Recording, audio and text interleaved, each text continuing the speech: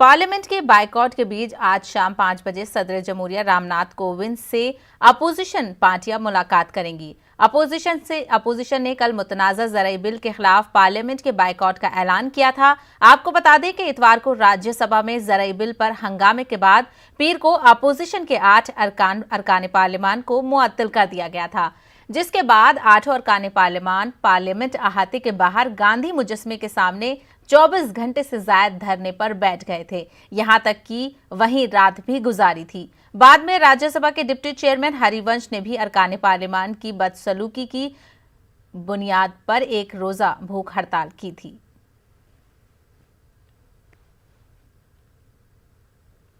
अमृतसर में किसान तंजीमों ने ज़राई बिल के खिलाफ एहतजाज किया। ऐसा पहली बार हुआ है कि किसान तंजीमों ने पार्टी वाबस्तगी से ऊपर उठकर एक बैनर के तले हुकूमत के खिलाफ एहतजाज किया है। इस एहतजाज में सियासी लीडरान ने भी शिरकत की है। कांग्रेस लीडर नवजोत सिंह सिद्धू ने भी ज़राई बिल के खिलाफ एहतजाज में शिरकत की और मोदी हुकूमत पर निशाना साधा।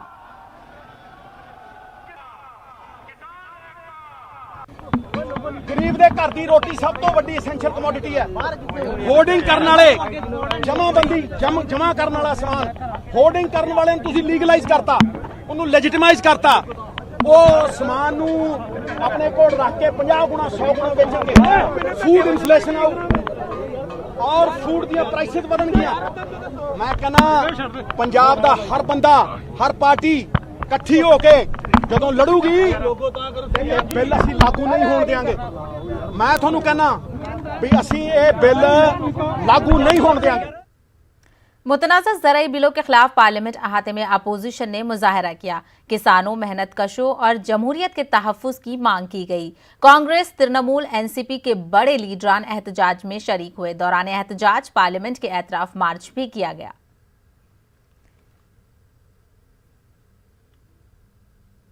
हमारा कोई ऐसी मांग नहीं है कि एमपीज को वापस ले लो इस सेशन में। हमने तो पूरे सेशन के लिए बाइकआउट कर दिया है।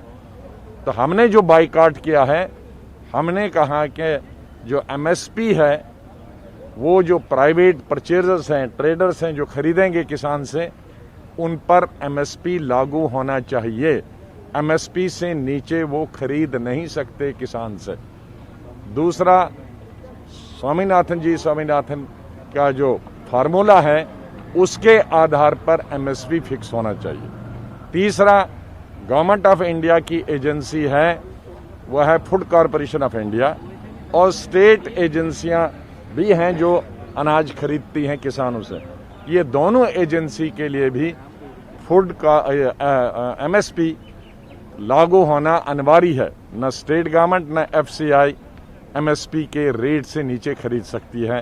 और जब तक सरकार सदन में स्टेटमेंट ना दे या नया कानून नहीं बनाए, तो हमने कहा इस सेशन में हम बाइकआउट करते हैं। राज्यसभा में किसान विरोधी बिल लाकर और पारित करा के किसानों का गला घोंटने का काम किया गया है।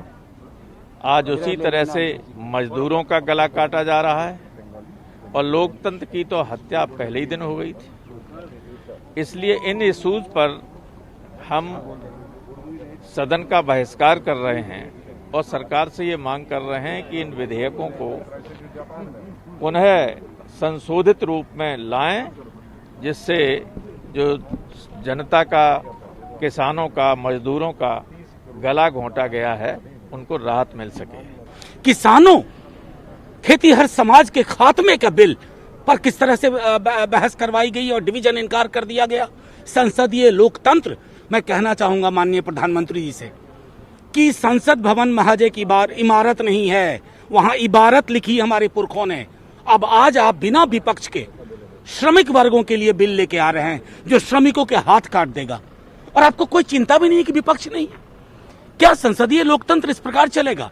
इस मार्च का उद्देश्य था कि एक संदेश दे खेतीहर समाज को, जो खेत में खड़ा टकटकी लगा के देख रहा है, श्रमिक वर्गों को जो चाहे फैक्ट्री में खड़ा वो देख रहा है कि संसद में सत्ता प्रतिष्ठान भले बहरी हो जाए, विपक्ष को जो आपने भूमिका दी है, विपक्ष उसका निर्वहन कर रहा है, संसदीय लोकतंत्र को खत्म नहीं होने देगा और संसद भवन को सिर्फ इमारत या संसदीय लोकतंत्र को म्यूजियम में रहने नहीं देगा। देश की संसद में सारे नियम, कानून, परंपराओं और संविधान का गला घोटकर देश के करोड़ों किसानों के खिलाफ एक काला कानून पास किया गया है।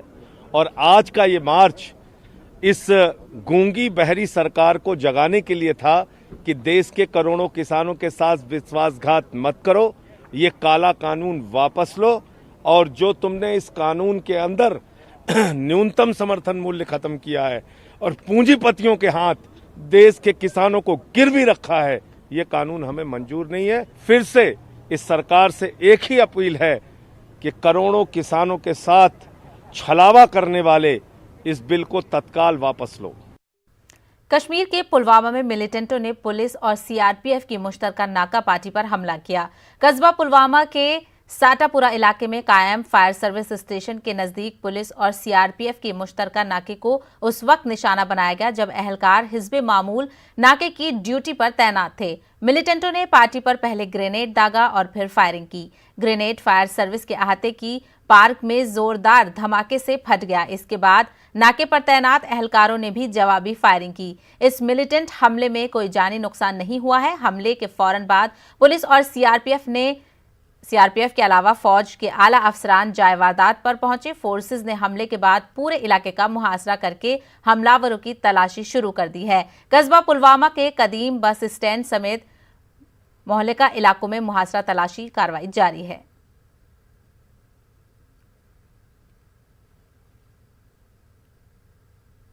पाकिस्तान ने एक बार फिर जिला पुंछ में एलओसी पर फायरबंदी मुआहदे के खिलाफ वर्जी की है। पाकिस्तानी फौज ने जिला पुंछ के मनकोट, कस्बा, केरनी और शाहपुर सेक्टर में हिंदुस्तानी फौजी चौकियों को निशाना बनाया है। इसके साथ साथ पाकिस्तान ने रिहायशी इलाकों को भी निशाना बनाकर जबरदस्त गोलाबारी की है। एलओसी के आसपास रहने वाले लोगों में खौफ का माहौल है। लोगों ने अपनी जानों को बचाने के लिए महफूज मकामात पर पनाह ली। हिंदुस्तानी फौज ने भी पाकिस्तान की इस नापाक हरकत का मुंह तोड़ जवाब दिया।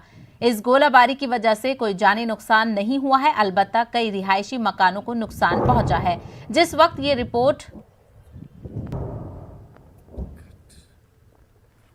रिपोर्ट दाखिल की गई थी तो कस्बा, केरनी और शाहपुर सेक्टर में गोलाबारी जारी थी।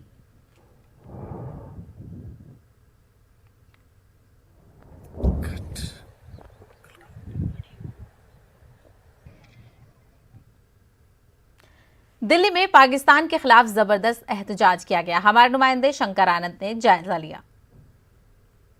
इस वक्त मैं हिंदू संगठन यहाँ पे प्रदर्शन कर रहे हैं और किस मांग को लेकर प्रदर्शन कर रहे हैं, जिस तरह से बाकायदा पाकिस्तान के विरोध में प्रदर्शन हो रहा है, आप लोगों को क्या मांग है? हमारी मांग है जी, पीओके जो पूरा का पूरा है वो हिंदुस्तान का हिस्सा है। पाकिस्तान ने ये 2 पार्ट 3 पार्ट अलग करके उसको राज्य घोषित कर रहा है, ये गलत कर रहा है। उसके पास कोई राइट नहीं है इस चीज़ को करने का। वो हमेशा ही गलत नीतियां और किसी भी तरीके से हिंदुस्तान के साथ झगड़ा करने की कोशिश करता है।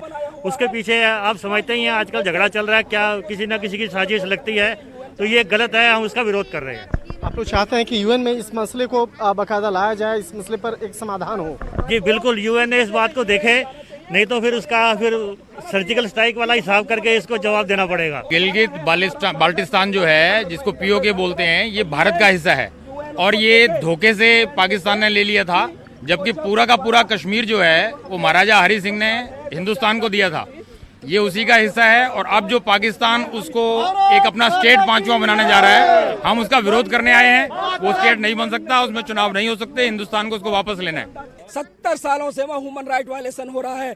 वहाँ अल्पसंख्यक लोग हैं और सिया समुदाय है, और जिस प्रकार से आप देख रहे हो सिया और सुन्नी का, सिया समुदाय के खिलाफ पाकिस्तान में ही जहर उगल रहा है, तो वो जरा सा पार्ट है जो पीओके, उस पे उन लोगों का कैसा रिएक्शन हो रहा है। 70 सालों से लोगों का वायलेशन हो रहा है और वो पूरा हिस्सा पीओके हमारा है और वो सारे का सारा हमारा है। यूएन, भारत सरकार को इसमें इंटरफेयर करना चाहिए।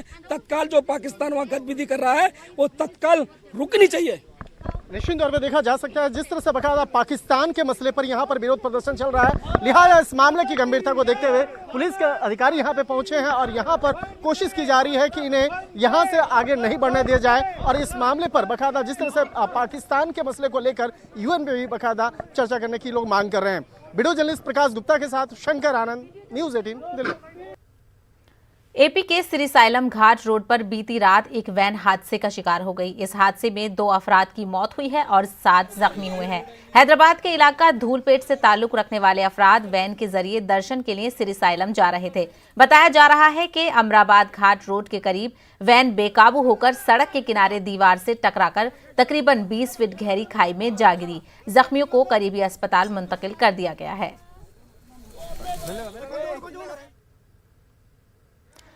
गुज़िश्ता रात हैदराबाद के इलाका एबिट्स पर सड़क हादसा पेश आया। हादसा एबिट्स पुलिस स्टेशन से कुछ फासले पर ही हुआ।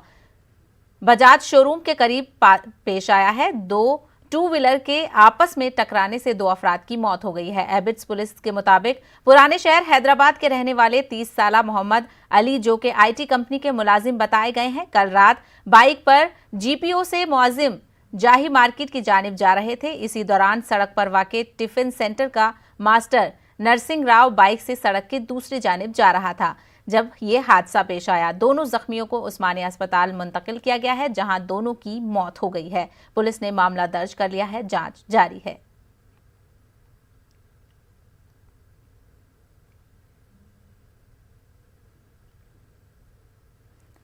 विजयवाड़ा बेसन रोड पर हॉकर्स के दरमियान झड़प हुई और पत्थर से एक दूसरे पर हमला किया गया। इस हमले में 4 अफराद जख्मी हो गए हैं। पुलिस ने इस मामले में 8 अफराद को हिरासत में लिया है। बताया जा रहा है कि जूस सेंटर और शूज डीलर के दरमियान बहस हुई और देखते ही देखते मामला 2 गिरोहों के दरमियान आ गया। पुलिस ने मामला दर्ज कर लिया है, जांच जारी है।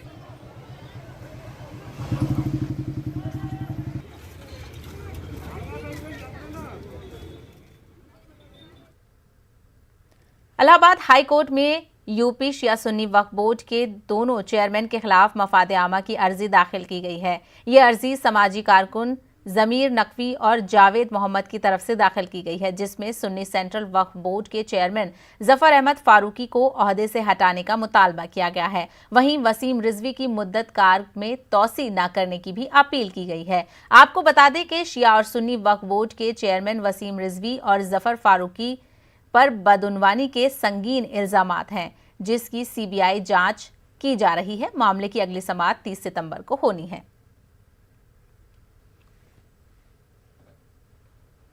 बिहार के डीजीपी गुप्तेश्वर पांडे ने रजाकाराना तौर पर सुबुकदोश होने के बाद प्रेस कॉन्फ्रेंस से खिताब किया, जिसमें उन्होंने कहा कि बिहार में ऐसा कोई जिला नहीं है जहां उनके लाखों मतदाता ना हो। वीआरएस की खबर सुनने के बाद मतदाता उनसे मिलने के लिए पहुंच रहे हैं और कई अजला से चुनाव लड़ने पर जोर भी दे रहे हैं। नहीं, वो तो बक्सर से भी दबाव है, बेगूसराय से भी दबाव है, जहानाबाद के लोगों से भी दबाव है के लिए। हाँ, और वाल्मीकि नगर से, बघा से, हर जिले के जो हमारे लोग हैं वो कहते हैं कि आप यहीं। वहीं महाराष्ट्र कांग्रेस ने सुशांत सिंह राजपूत खुदकुशी मामले को बिहार इंतखाबात के लिए इस्तेमाल करने का इल्जाम लगाया गया है। महाराष्ट्र प्रदेश कांग्रेस के तर्जुमान सचिन सावंत ने कहा है कि अदाकार की खुदकुशी के मामले को लेकर महाराष्ट्र को न सिर्फ बदनाम किया जा रहा है, बल्कि रियासत की कौमी अहमियत को भी कम किया जा रहा है। केस का इस्तेमाल करके भारतीय जनता पार्टी ने एक बहुत घिनौनी साजिश की थी कि मुझसे महाराष्ट्र को बदनाम किया जाए और महाराष्ट्र का जो राष्ट्रीय महत्व है इसको कम किया जाए। निश्चित तौर पर अभी जो बिहार के डीजीपी गुप्तेश्वर पांडे जी ने वीआरएस की अर्जी दी थी, जिनको 3 महीने की नोटिस भी देने की आवश्यकता नहीं पड़ी और बिहार सरकार ने उनको बाकायदा इजाजत दे दी कि वो वीआरएस ले सके। इसमें बहुत सारी चीजें स्पष्ट होती हैं और भविष्य में निश्चित तौर पर गुप्तेश्वर पांडे जी को इसका जो रिवॉर्ड है वो दिया जाएगा। इसकी बख्शिश निश्चित तौर पर भारतीय जनता पार्टी देगी।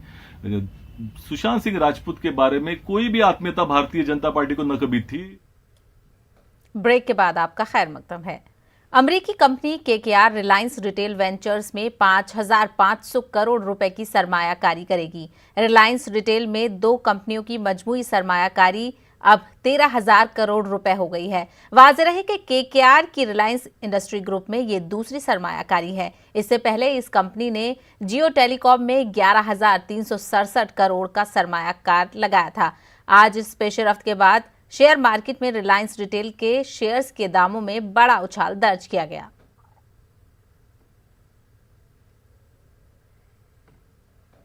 मुल्क में कोरोना का कहर बदस्तूर जारी है। मुल्क में कोरोना मुतासरीन की मजमूई तादाद 56 लाख से तजावुज कर गई है। पिछले 24 घंटों में कोविड के 83,347 नए मामलों की तस्दीक हुई है। वहीं गुज़िश्ता 24 घंटों में 1085 मरीजों की कोरोना से मौत वाक़ई हुई है। अब तक मुल्क में कोविड से 90,020 मरीज कोरोना से फौत हो चुके हैं। जारी करदा अदादोशुमार के मुताबिक मुल्क में कोरोना के 9,68,377 एक्टिव मामले हैं। उधर ICMR की रिपोर्ट के मुताबिक पिछले 24 घंटों में 9,53,683 सैंपल्स की जांच की गई है। तेलंगाना की बात करें तो तेलंगाना में गुज़िश्ता 24 घंटों के दौरान 2,296 कोरोना के ताज़ा मामले सामने आए हैं और 10 अमवात हुई हैं। रियासत में कोरोना मुतासरीन की तादाद 1,77,000 हो गई है और मोहलिक वबा ने रियासत के 1,062 अफराद की जान ले ली है। तेलंगाना में कोरोना से सेहतियाब होने वाले अफरादों की तादाद 1,46,135 है। रियासत में 29,873 कोरोना के एक्टिव मामले हैं। महकमा सेहत के बुलेटिन में बताया गया है कि GHMC हुदूद में 321, रंगारेड्डी में 270, नलगुंडा 155, मेरचल, मलकाजिगरी 173, करीमनगर 136 मामले सामने आए हैं। बाकिया दीगर अजला में ताज़ा मामले दर्ज किए गए हैं।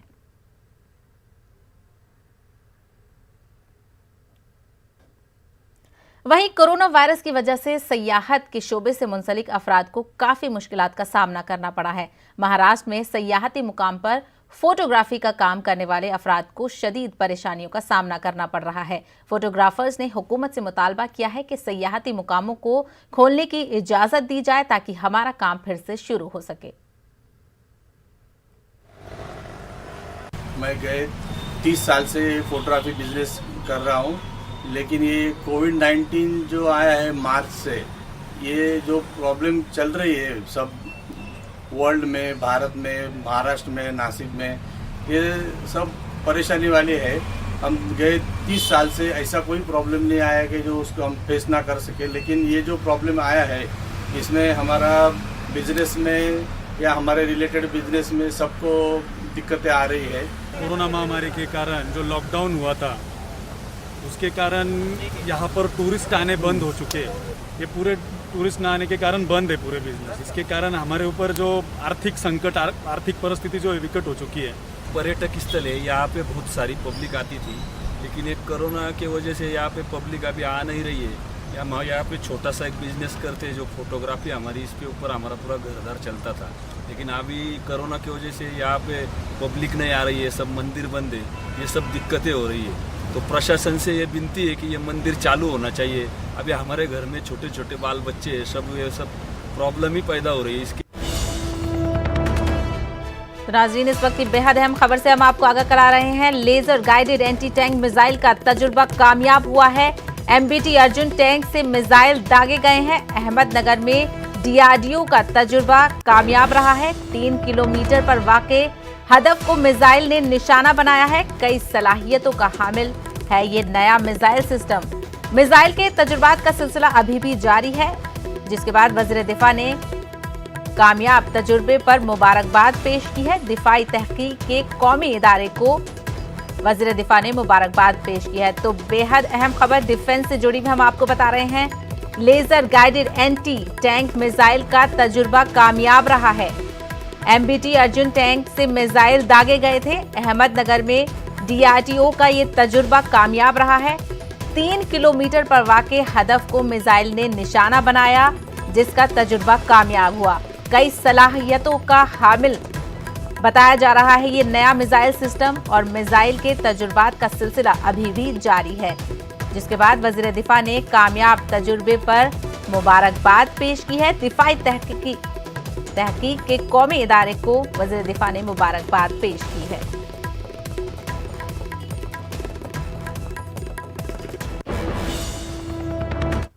झारखंड के दाल हुकूमत रांची के क्लब में वाक़े डॉक्टर फतेहुल्लाह मस्जिद रोड की हालत बेहद खस्ता है। इस सड़क के दोनों जानिब होलसेल और रिटेल शॉप्स के अलावा मस्जिद और रिहायशी मकान के बावजूद इस सड़क की गुज़िश्ता 8 साल से मरम्मत नहीं की गई है। बारिश के मौसम में इस इलाके के लोगों, नमाजियों और राहगीरों को मजीद परेशानियों का सामना करना पड़ता है। राहगीरों के साथ अक्सर हादसा भी पेश आता है। रांची म्यूनिसिपल कॉरपोरेशन और मकामी काउंसलर और MLA के साथ अरबाबे अफराद ने मुतालबात के बावजूद इस मसले के हल की कोशिश नहीं की गई है।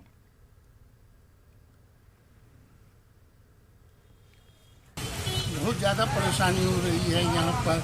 इतना ज़्यादा गड्ढा है कि एक्सीडेंट होने का डर है।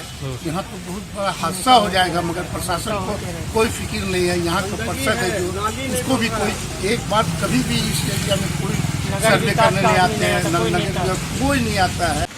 सबसे बड़ी परेशानी की ये रोज यहाँ पे सभी लोग वेल एजुकेटेड लोग रहते हैं, डॉक्टर, इंजीनियर और ऑनरेबल जस्टिस यहाँ रह चुके, हमारे माननीय जस्टिस साहब भी रह चुके। यहाँ की स्थिति बहुत ही ख़राब है इस रोड की। हम लोगों ने बहुत बार नगर निगम को और सभी लोगों को ऊपर, अभी हमने विधानसभा में भी एक लेटर दिया है। स्लिप कर गया, गड्ढा के वजह से स्लिप कर गया। कभी भी जान किसी की जा सकती है, बहुत तकलीफ है। मध्य प्रदेश में कोरोना कहर ने इस दर्जा तबाही मचाई है कि खुद कफील इदारे भी कर्जदार हो गए हैं। कमेटी औकाफ आमा एक ऐसा खुद कफील इदारा था जिसके जरिए तलबा को स्कॉलरशिप तकसीम करने के साथ साथ उन्हें किताबें भी फराहम की जाती थी, मगर कोरोना कहर में ये इदारा भी कर्जदार हो गया है। पेश है खास रिपोर्ट।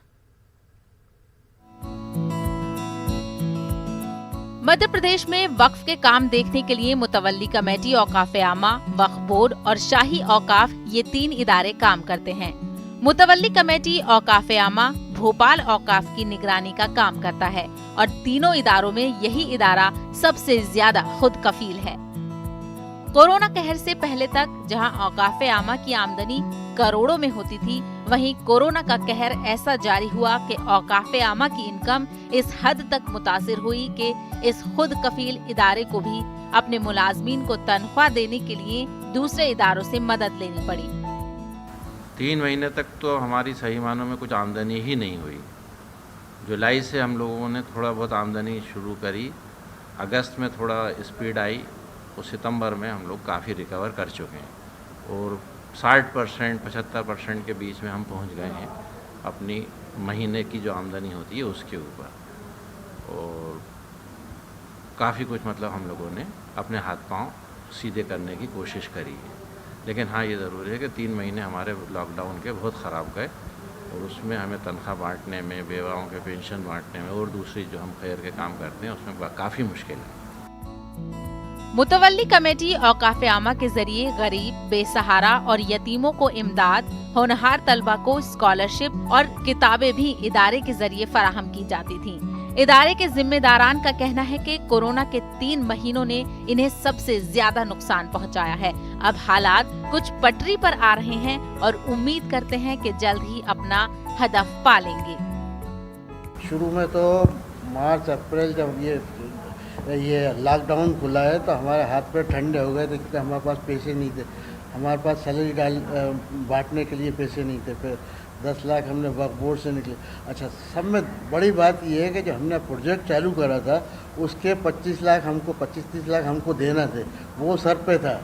ये सब को करते हुए हम तकरीबन 60-65-70 के करीब जो है ना हम रिकवर हो चुके हैं। वो ज़मीन हमारी है, हमने अपने जो ये ज़मीन के जो पटवारी होते हैं उनको वो दिया हुआ है कि इसकी नाप करके लेकर आओ और कौन सी अपनी ज़मीन है, कितनी जा रही है, क्या है, उसके बाद जो है ना फिर इन्फॉर्म करेंगे। कोरोना कहर में कमेटी की इनकम के साथ फलाही काम तो मुतासिर हुए ही हैं, दूसरी जानिब कुछ लोगों के साथ हुकूमत के इदारों ने भी जमीनों पर कब्जा कर लिया है। केलवल पार्क कब्रिस्तान की जमीन पर सड़क और पुल बनाए जाने के मामले को लेकर भी मुहिब्बान भारत ने जब शिकायत की तो सेक्रेटरी ने कुछ इस तरह का जवाब दिया।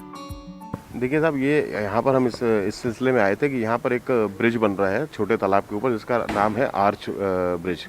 वहाँ पर 3 एकड़ ज़मीन वक्फ बोर्ड की जो है, जो कब्रिस्तान था वक्फ बोर्ड का, उसके ऊपर रोड बना दी गई है। उसी सिलसिले में हमने वक्फ बोर्ड में मोहम्मद अहमद साहब CEO साहब को एक वो ज्ञापन दिया था और वही एक ज्ञापन यहाँ पर मुतवल्ली कमेटी में हसीब भाई सेक्रेटरी और मुगनी साहब जी को दिया था। तो उनसे यही मालूम करने आए थे कि उन्होंने क्या किया और उसका आगे क्या होगा। अगर सरकार ने आपसे ली है ज़मीन तो उसका मुआवजा मिलना चाहिए, उसकी कीमत मिलना चाहिए, और अगर ऐसी बना लिया गया है तो ऐसे कैसे बना सकते हैं। वो हमारे पुरखों की जो जायदाद है, ज़मीन है, वो हमारी कौम के लोगों के लिए है, ना कि इस तरह की चीज़ों के लिए है। कमेटी औकाफ आमा का मानना है कि कोरोना कहर के सबब जहां काम और आमदनी मुतासिर हुई है, वहीं कुछ लोगों के जरिए कोरोना के नाम पर फायदा भी उठाया जा रहा है। ऐसे में औकाफ आमा की कोशिश है कि अपने काम में तेजी लाकर आमदनी में इजाफा किया जाए और ज्यादा से ज्यादा फलाही कामों को शुरू किया जाए ताकि औकाफ की मंशा का एहतराम हो सके। भोपाल से न्यूज़ 18 उर्दू के लिए मेहताब आलम की रिपोर्ट।